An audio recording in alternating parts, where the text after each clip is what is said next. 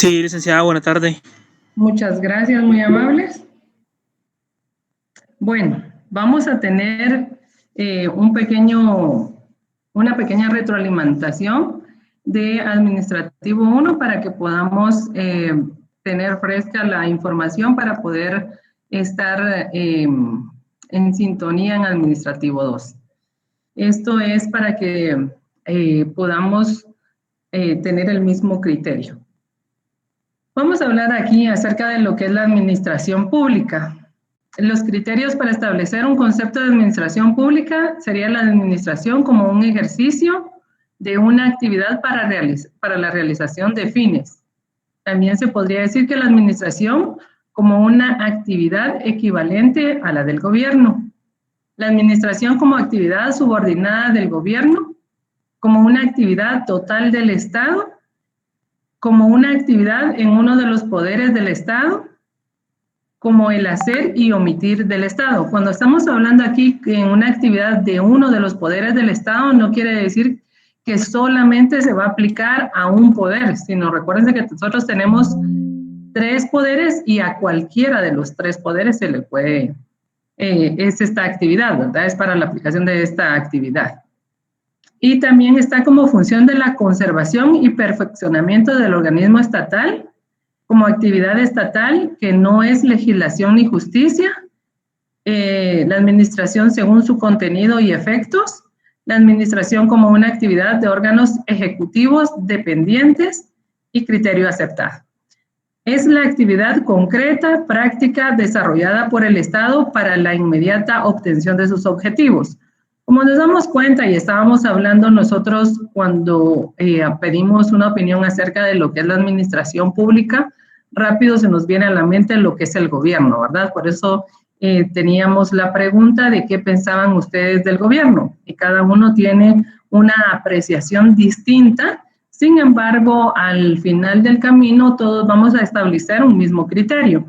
Es por eso que la administración se ve de estas diferentes perspectivas y se ve de estas diferentes actividades. Al final es una actividad concreta, práctica, desarrollada por el Estado para la inmediata obtención de sus objetivos. ¿Cuáles son los objetivos? Poder utilizar muy bien los bienes del Estado o poderlos administrar, organizarlos perfectamente, ¿verdad? Tenemos también lo que es la definición de administración pública. Cuando nos preguntan qué es administración pública, podemos tener ciertos conceptos y vamos a aplicar el que a nosotros mejor nos podemos analizar, sintetizar o concretar, ¿verdad? Dice que la administración pública es el conjunto de órganos administrativos que desarrollan una actividad para el logro de un fin, o sea, el bienestar general. Aquí no va para el bienestar de la economía media o de la economía alta o de la economía baja. Simplemente va el bienestar en general, toda la población, a través de los servicios públicos, que es el medio que dispone la administración pública para lograr el bienestar general. ¿Alguien me podría dar un ejemplo de administración pública o cuando hablamos de administración pública, ¿a qué órganos administrativos nos referimos?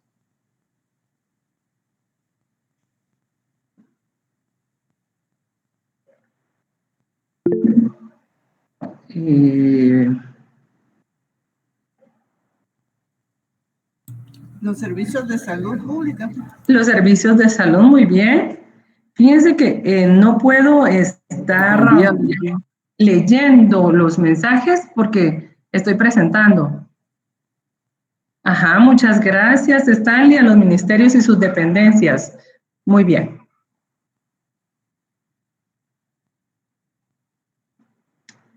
Ok, luego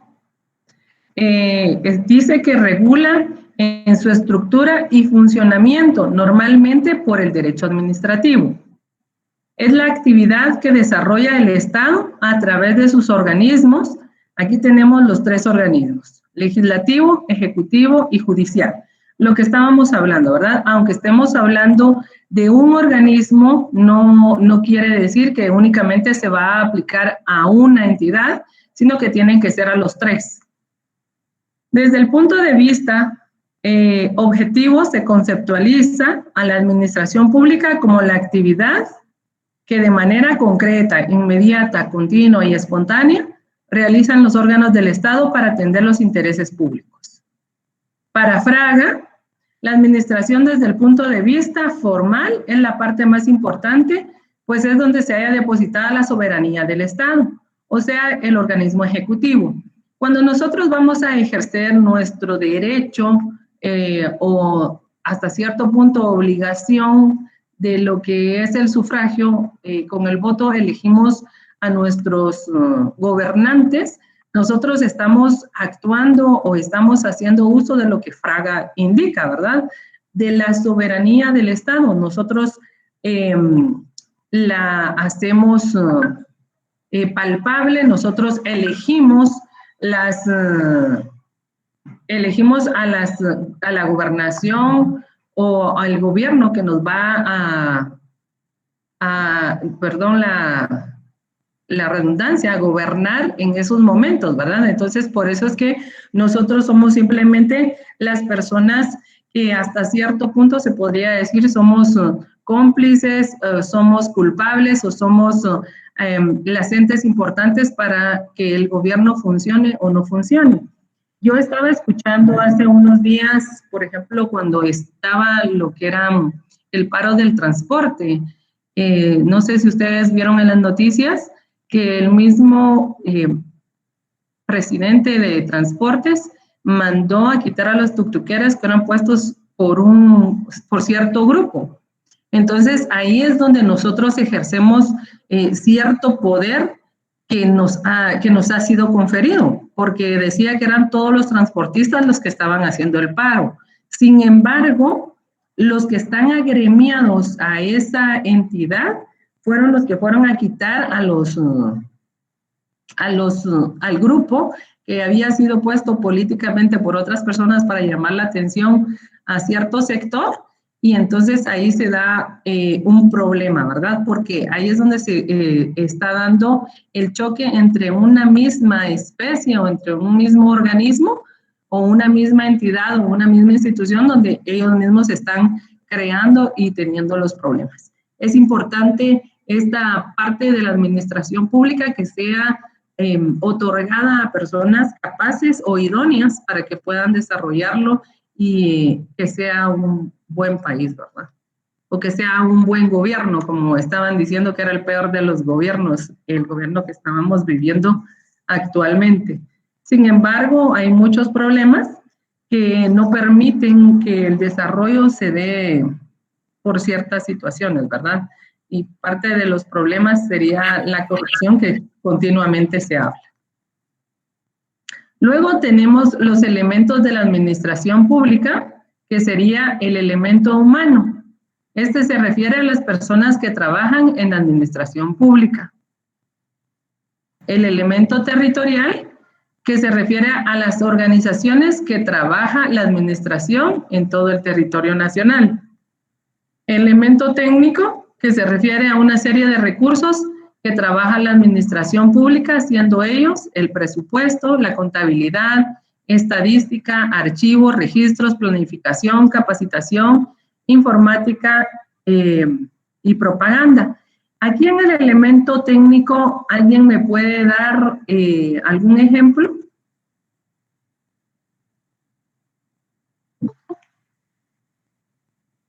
Ministerio de Finanzas Públicas. Muy bien, ¿qué trabajaría el Ministerio de Finanzas Públicas? El presupuesto. El presupuesto. Muy bien, el presupuesto. ¿Alguien más? La Contraloría General de Cuentas. La Contraloría General de Cuentas, muy bien. Tenemos también lo que es el elemento financiero constituido por los recursos financieros y tributarios indispensables para el sostenimiento del gobierno. No solo es la moneda, sino los impuestos, tasas y contribuciones. ¿Aquí qué ejemplo sería? La SAT. La SAT y hay otro. Donaciones, no, cuando vienen del extranjero. El Banco de Guatemala. Muy bien.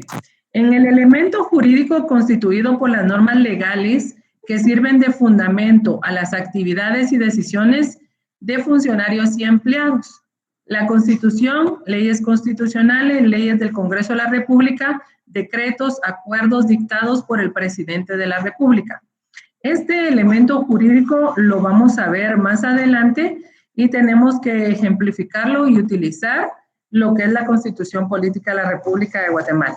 Si la tienen a mano, vamos a subrayar algunos artículos posteriormente.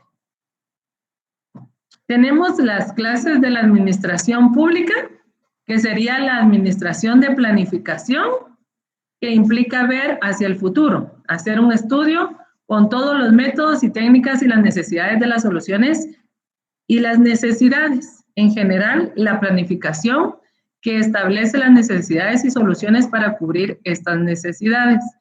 Hay muchas instituciones o muchos ministerios trabajan a través de lo que es una planificación que se da al inicio de cada año o en algún caso puede ser al inicio de la toma de posesión, ¿verdad? Que los ministros traen sus planificaciones y empiezan a desarrollarlas, pero cada vez que se cambia al ministro, cada vez que se cambian a las personas que están desarrollando cierta planificación, se ven truncadas y vuelve a empezar de nuevo. Es por eso que en algún momento se pensaba que fueran de mayor año o que algunas situaciones, algunos proyectos no se cambiaran cuando se terminara el gobierno o se terminara el trabajo de X ministro, ¿verdad? Tal es el caso del aeropuerto La Aurora, que pasó muchos gobiernos y no podía hacerse nada porque cada vez se empezaba de nuevo. Entonces, ese se había hecho una planificación y al final terminó muchos años después, o sea, se llevó más tiempo del que se debió de haber llevado. La administración ejecutiva o la decisión política es aquella administración que decide y ejecuta. La administración es la que realmente tiene y ejerce la competencia administrativa. Es la que tiene la facultad legal para poder actuar. Cuando estamos hablando de esto de que tiene la facultad legal para poder actuar, no es que a mí se me ocurra un proyecto y yo ya lo quiero desarrollar como ministra. Tengo que tener una planificación, tengo que fundamentarme muy bien legalmente y si el presupuesto lo permite, poder llevar a cabo lo que nosotros estamos solicitando, ¿verdad? Esto se da a través de las decisiones, actos o resoluciones administrativas. No es que solo a uno se le ocurra ejecutar un proyecto y ya lo puede hacer. Tiene que llevar ciertos pasos para poder hacerlo. Solo la administración ejecutiva decide y ejecuta, puesto que dentro de la administración pública existen otros órganos que no deciden ni ejecutan. Por ejemplo, los órganos de control y los órganos asesores. Estos órganos asesores casi todos están en el organismo legislativo. Bueno, sí hay en todos los organismos, ¿verdad? Pero se da mucho más el caso en los órganos, en el órgano legislativo. Y ellos no están para ejecutar ninguna de las decisiones políticas. Tenemos la administración de control, que es aquella encargada de la tarea administrativa que realiza de conformidad con las normas establecidas.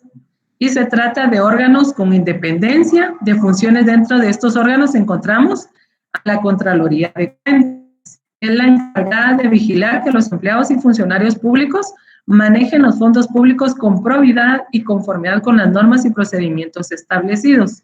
La Contraloría de Cuentas es la institución que está siempre en total atención, ya sea del Ministerio de Educación, yo trabajo en el Ministerio de Educación, y están en constante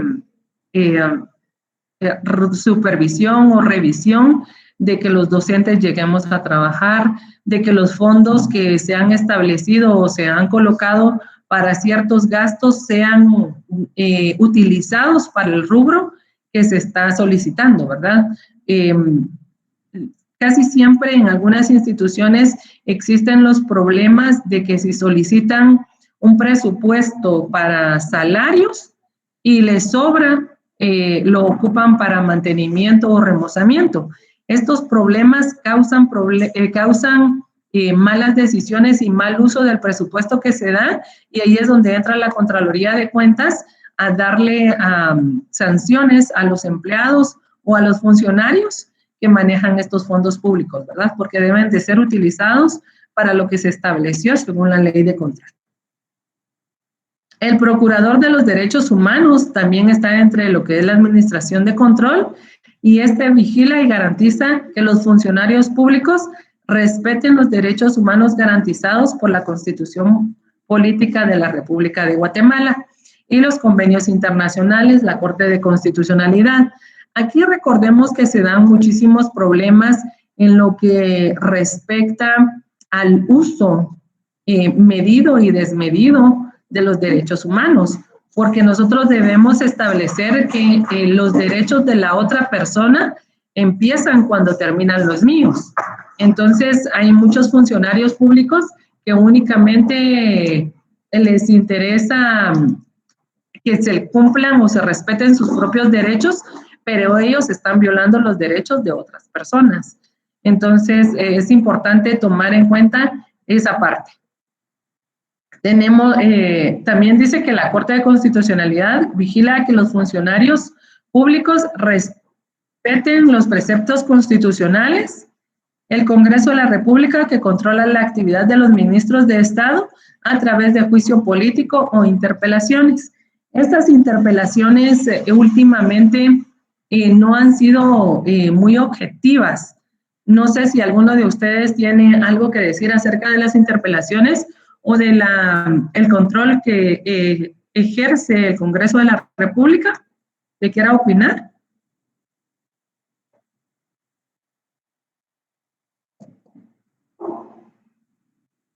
Yo, licenciada, no sé si puedo... ¿Me cede la palabra? Por favor, dime, Scarlett. Pues pienso yo de que es muy poco lo que le ofrecen en este caso, porque yo he visto que llaman los de Congreso a los ministros y a veces ni se presentan o se excusan. Entonces, en sí no hay ningún tipo de control o dominio. Pareciera que bajo ley sí está estipulado, pero ya en la práctica ya no es factible el control que se da sobre los ministros del gobierno. Muchas gracias, licenciada. Gracias, Scarlett. Sí, dime, Yamile. Regina.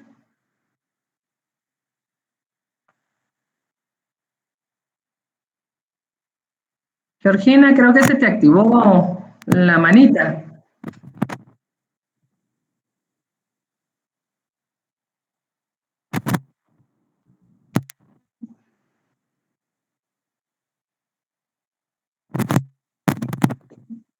No se te escucha.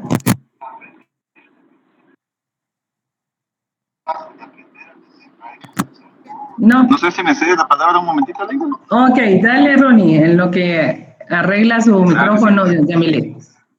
Muchas gracias, Dime. muy buenas tardes. Gracias, buenas tardes. Igualmente, gracias. Considero cuando se han citado a los ministros o inclusive a otras personas de la administración del Estado para interponerlas, en algunos casos creo que sí han aplicado, como bien dijo la compañera de asesora, que aplican lo que es la ley, la norma, el derecho, obligación del Congreso de interpelar. Pero lamentablemente considero, en mi opinión, que en algún momento han utilizado un poco esta acción como mediática. Algunos diputados aprovechan un poquito el espacio, el derecho, y creo que no ha sido muy objetivo porque los cambios no se han resuelto. Los problemas que se están interpelando no lo han aclarado. Por ejemplo, el Ministerio de Salud, con la interpelación que se han dado con los ministros que ya no están, yo considero que no se han tomado acciones y no se han resuelto los problemas porque seguimos con un alto índice de contagios, hospitales desabastecidos, empleados de salud mal pagados o incluso algunos sin recibir su sueldo. Entonces no se resuelve el problema. Si se resolviera, por supuesto, habría una razón de ser de este tipo de acciones de control. Aprovechando, también tendríamos lo de la Contraloría, que realmente es una institución bastante importante en el Estado, pero igualmente hay que tener mucho cuidado a la hora de utilizar esa institución como medio de control. Gracias, muy amable. Gracias, Ronnie. ¿Alguien más? ¿No? Ok, estábamos hablando y lo que dice Ronnie es correcto, porque si bien es cierto, se está llevando a cabo el debido proceso de llamar a los ministros e hacerle cuestionamiento acerca de las situaciones que están sucediendo, no hay una reacción respecto a lo que ahí se está solicitando y tampoco lleva algún cambio de parte de los ministros ni de parte de los empleados públicos o funcionarios públicos de esa situación. ¿Qué manda Sergio? Buenas, licenciada, solo para agregar a lo que decía Ronnie, realmente uno de los problemas es de que también, recuérdese que dentro de la ley existe de que se tiene que votar por el voto de falta de confianza hacia el funcionario público. Y incluso aunque se votara con un voto de falta de confianza por parte de los diputados del Congreso, también es opcional del presidente el decidir si cambia a ese funcionario o deja o sigue dentro de la misma posición, ¿verdad? Y realmente yo siento que dentro del Congreso se ha estado utilizando esa figura para entorpecer las leyes que se tienen que aprobar por parte de esa institución. Solamente, licenciada. Muchas gracias, Eduardo, muy amable.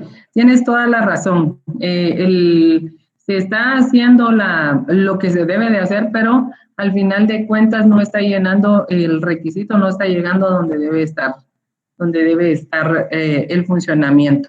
También nos indicaban acerca de lo que era la Contraloría, ¿verdad? Y la Contraloría siempre está detrás de todos los que son funcionarios públicos, pero de los que veamos en la forma de jerárquicamente hablando, serían los empleados de hasta abajo, pero los empleados de arriba nadie los vigila y nadie dice nada acerca de ellos, ¿verdad? Tenemos aquí a la asesoría, que son órganos que desarrollan una actividad importante dentro de la administración pública y sirven para aconsejar o asesorar al órgano ejecutivo sobre la conveniencia legal y técnica de las decisiones que se tomarán, quién tiene o ejerce la competencia administrativa. En asesoría se hace a través de la simple opinión del dictamen. Esto es muy importante que a ustedes les quede grabado, ya que ahorita en Administrativo 2 vamos a ver exactamente de los requisitos que se necesitan para ser diputado, para ser ministro y para ser presidente. Entonces es muy importante que tomen en cuenta esta figura, que es la que va a causar un papel bastante controversial en esto. Tenemos de técnico, de oficio y a petición. Según Henry Fayol, es considerado como el padre de la administración moderna y él indica que administrar es prever, organizar, mandar, coordinar y controlar. Si todos estos o cada uno de los verbos que aquí se están pronunciando, según lo que nos dice el padre de la administración, se diera en el país de Guatemala, sería otra situación la que estaríamos viviendo. Vamos a hablar acerca de los principios fundamentales de la administración pública.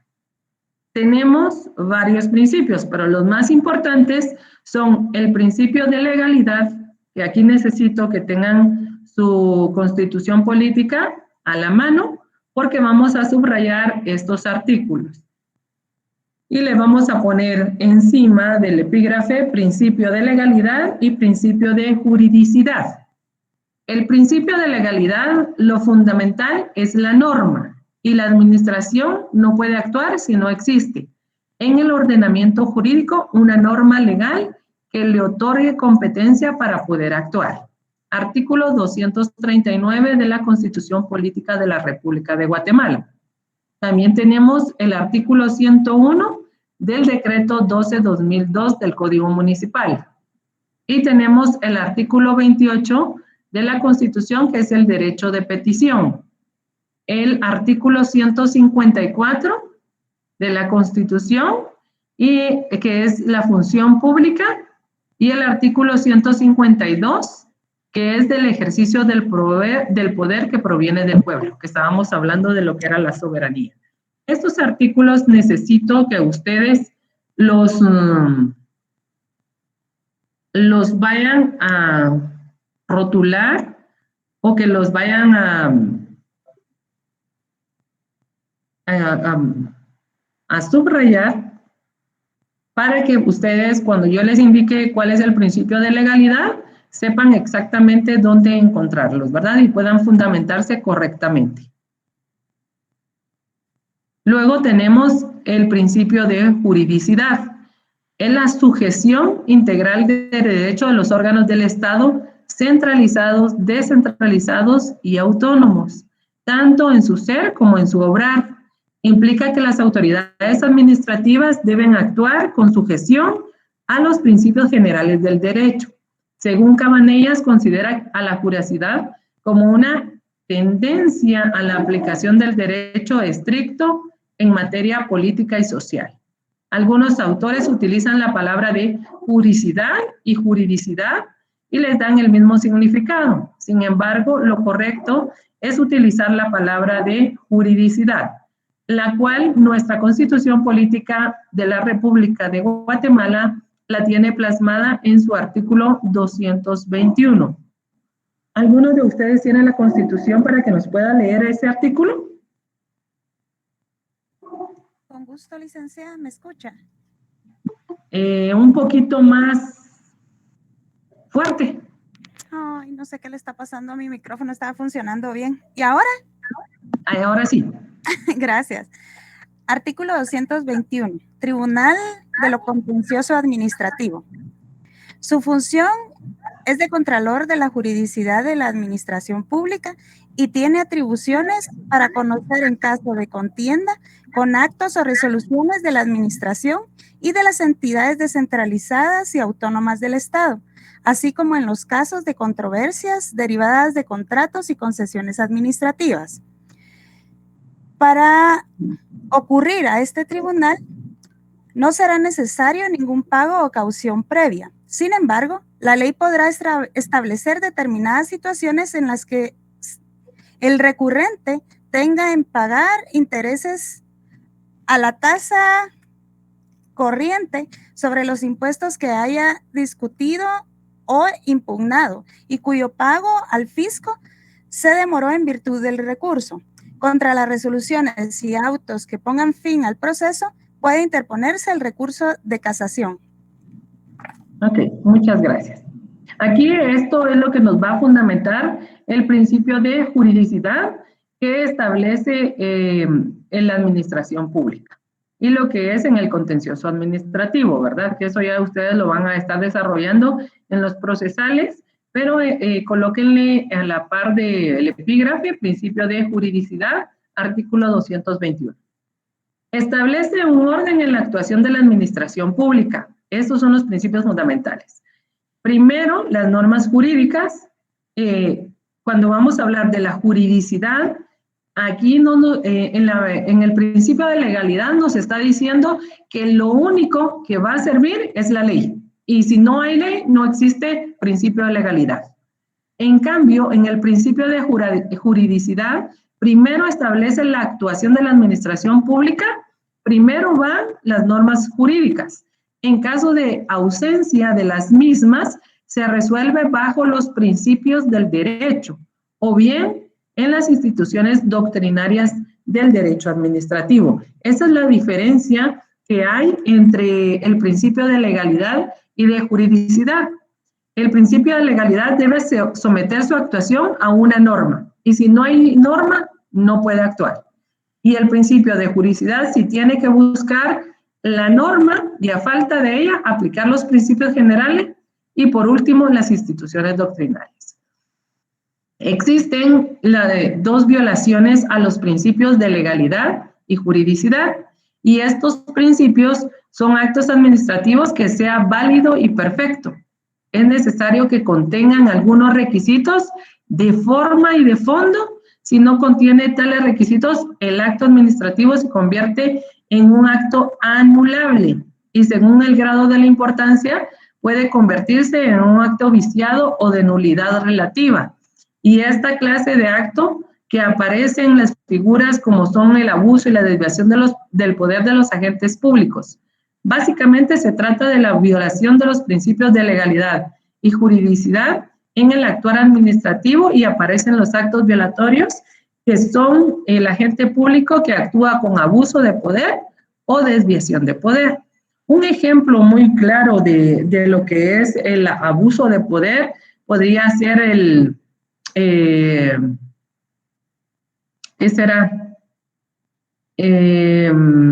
uso de la competencia administrativa que provoca que no tiene el efecto, por ejemplo, un ministro que nos haga pagar ciertos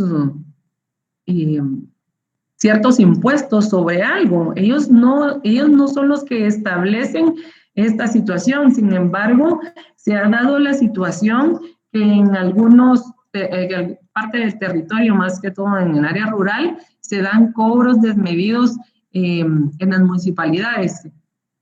Pongamos un ejemplo, van a colocar un poste de alumbrado público en las afueras de alguna aldea, pero para que eso suceda, ellos van a cobrar 500 quetzales por casa. Eso es un abuso, ellos no tienen la potestad para poder hacerlo. Entonces, sin embargo, lo hacen, ¿verdad? Entonces, esos son abusos que deben de ser denunciados para que puedan tener una aplicación correcta a lo que es la administración pública. Sin embargo, utilizan muchísimo las figuras de como es un beneficio para todos, tienen que hacerlo y tienen que asumirlo. Aquí tenemos como abuso de poder de la autoridad o abuso de los funcionarios públicos. El abuso de poder implica que un funcionario público actúa en contra de una administración, extralimitándose en las atribuciones o sin tener la competencia administrativa. Esto perjudica que los derechos e intereses particulares o por arrogarse poderes y funciones que no le corresponden y con ello exagera las atribuciones y competencias que le están dando en el ordenamiento jurídico. Para todo esto, recuérdense que tiene que haber un procedimiento y el procedimiento le dice que está el principio de legalidad. Si el principio de legalidad no hay una norma, no se debe de hacer. No es como el principio de juridicidad, que ahí sí busca la forma de cómo hacerlo, ¿verdad? Entonces, dependiendo de la situación, también se va a la aplicación de los principios.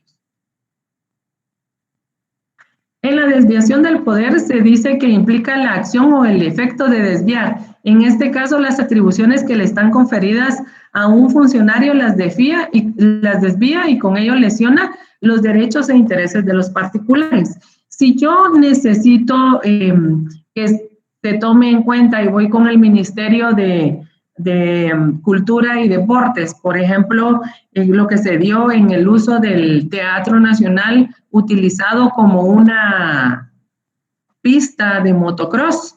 Entonces, ¿cuál es el problema ahí? No me voy a ir a quejar yo con el ministro de Educación, porque al fin y al cabo es arte, ¿verdad? Y en la educación se ve todo lo que es arte y ahí vamos a ver las obras de teatro, ahí podemos utilizar bastante para poder hacer o desarrollar varias funciones pedagógicas.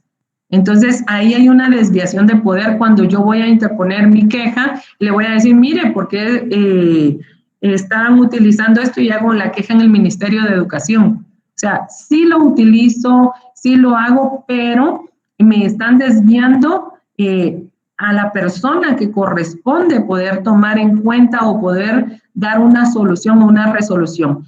La persona encargada de esto, de todo lo que se refiere a las artes, es el Ministerio de Cultura y Deportes. Entonces, él dice, mire, pues yo no tengo nada que ver, a mí me lo dijeron y esto se va a dar. Además, es una sana distracción para las personas, ¿verdad? Que eso fue en cierta resolución lo que dieron. Es una desviación del poder porque nadie quiso asumir la responsabilidad de lo que pasó en el Teatro Nacional.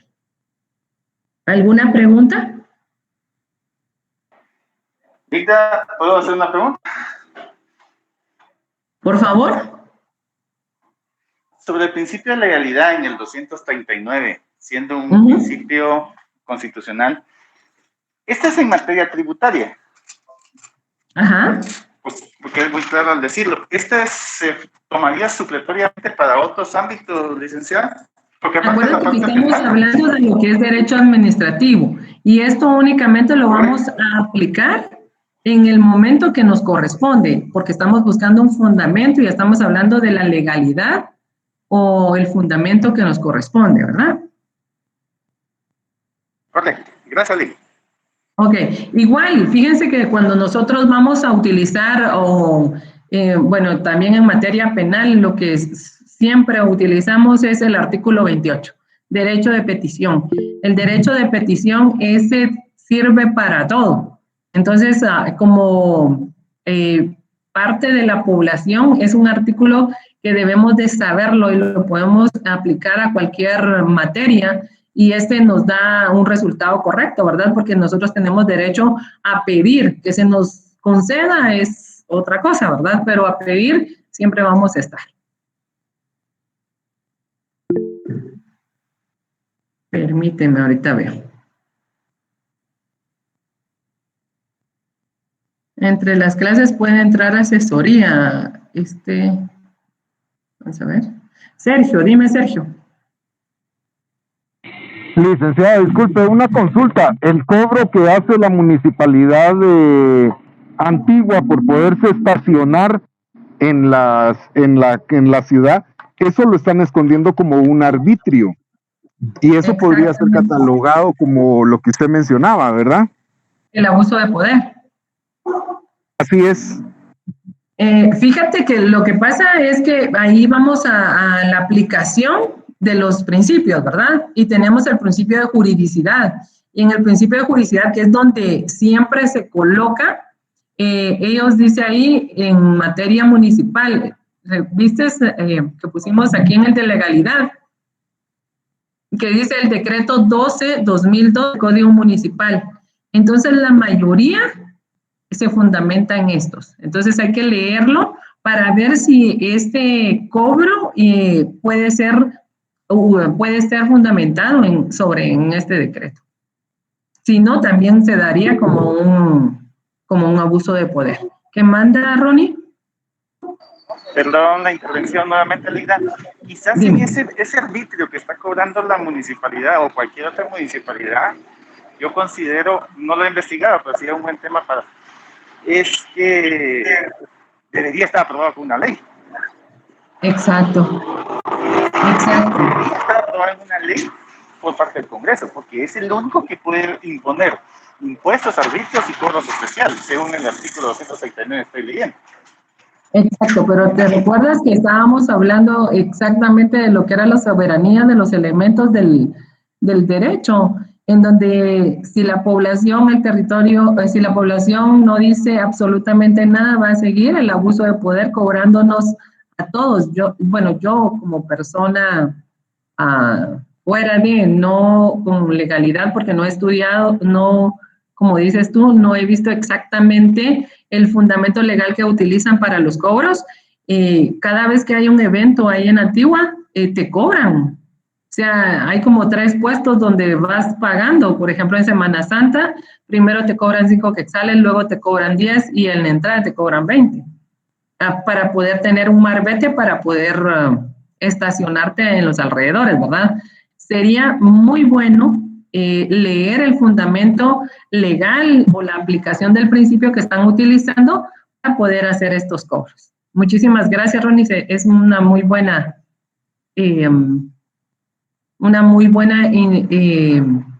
situación para que nos pongamos pilas en eso. Muchas gracias.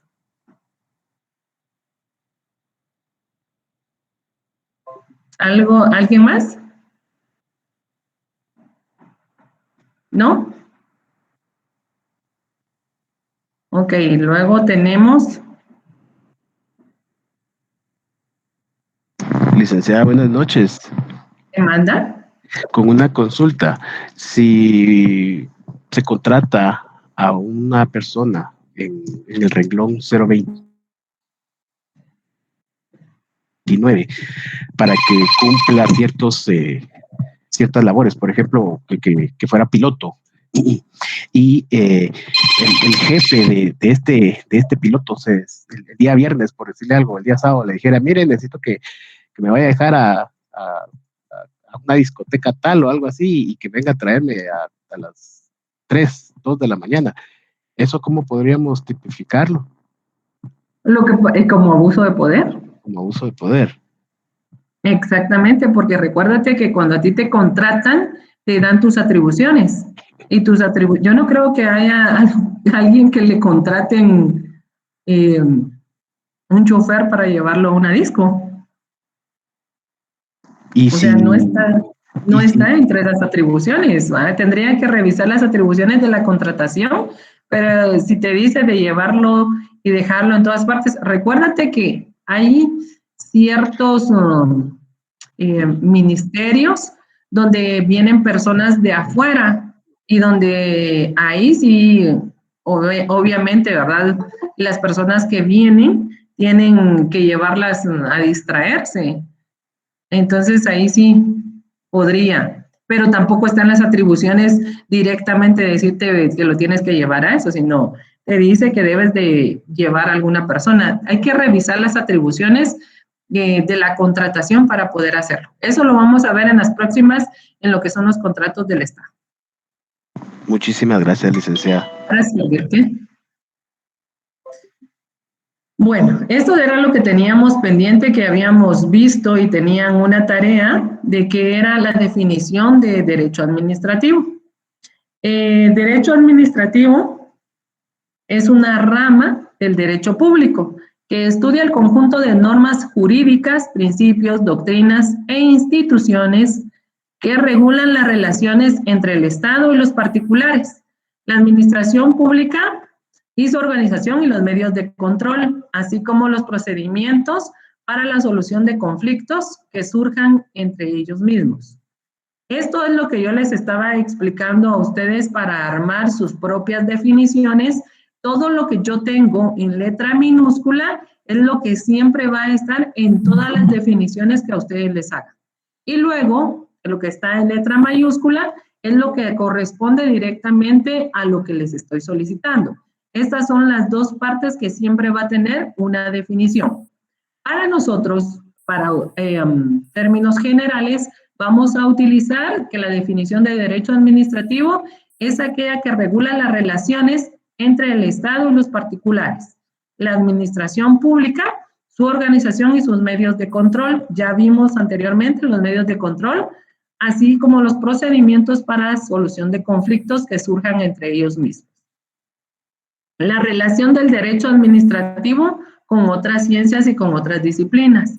El derecho administrativo, como bien dice, es amplio, es público, se relaciona con otras ciencias para poder tener o poder analizar o conceptualizar cualquier definición que nosotros necesitemos. Con la filosofía, porque la filosofía analiza y explica los principios fundamentales del derecho general y las actividades de la administración del Estado.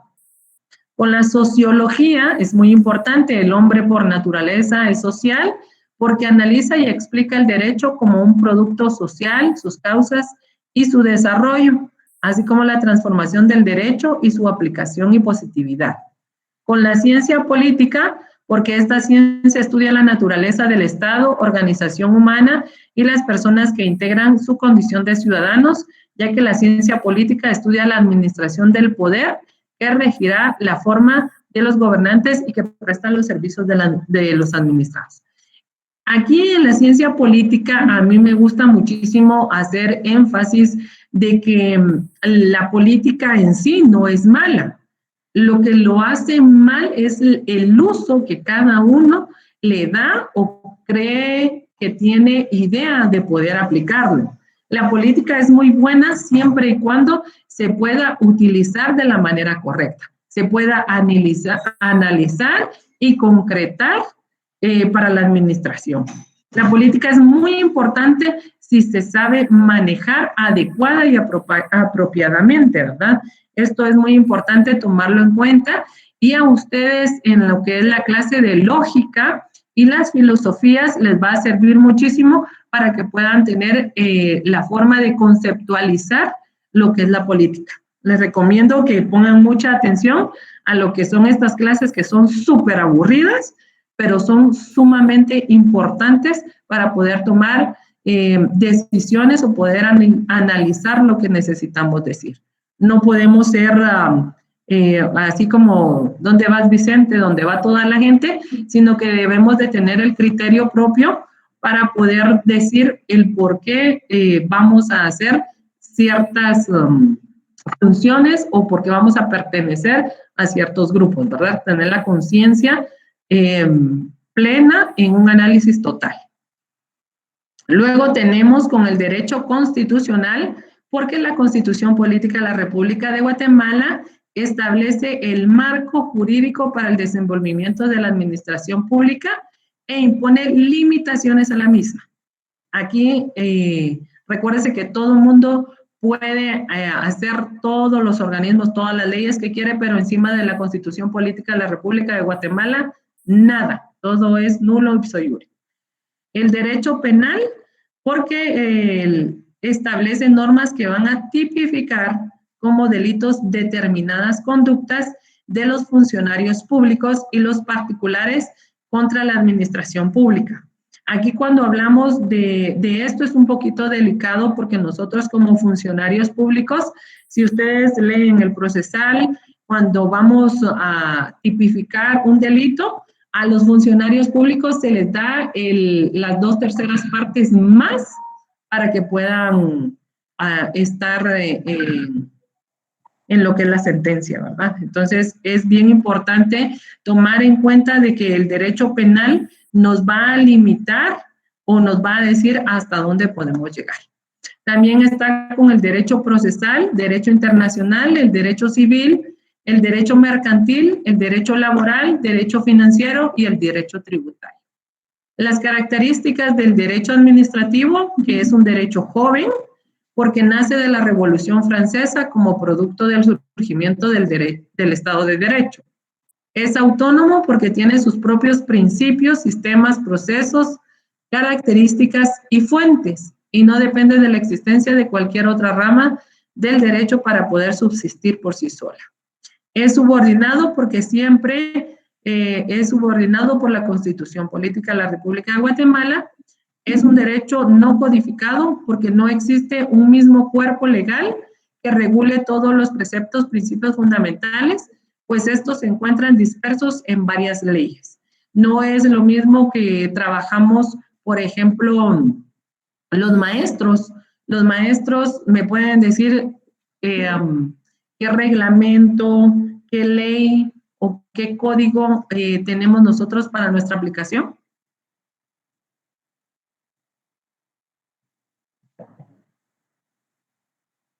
¿Alguien me puede indicar?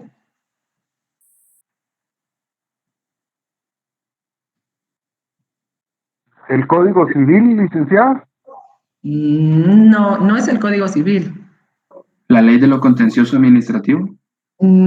Sí, pero no. Ley de servicio civil. La ley de servicio civil. Se me Muy bien, con el Sergio. Código Civil, perdón. La ley de servicio civil, exactamente.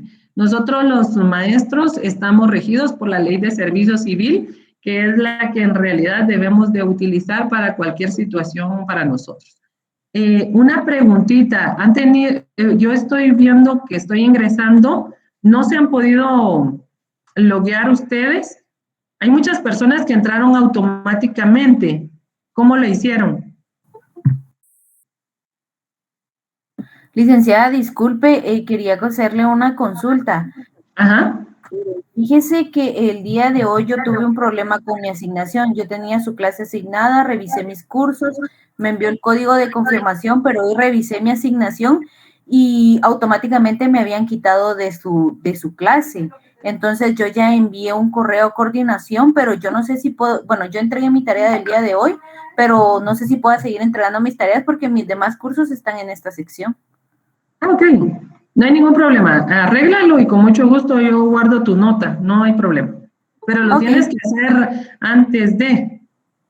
Sí, claro, yo voy a tratar de resolverlo posiblemente el día de mañana, porque intenté comunicarme con los coordinadores, pero ninguno me contestó, entonces creo que voy a ir a la facultad. Ok, con mucho gusto. Josué, ¿estás por aquí?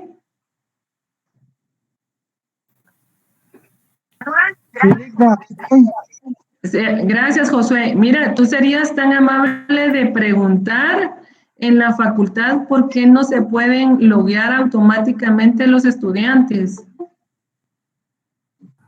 A veces es porque no entran con el correo electrónico que está registrado, licenciada, tal vez. Ok, muy gracias, Anthony. Miren, fíjense que necesito que lo hagan por medio de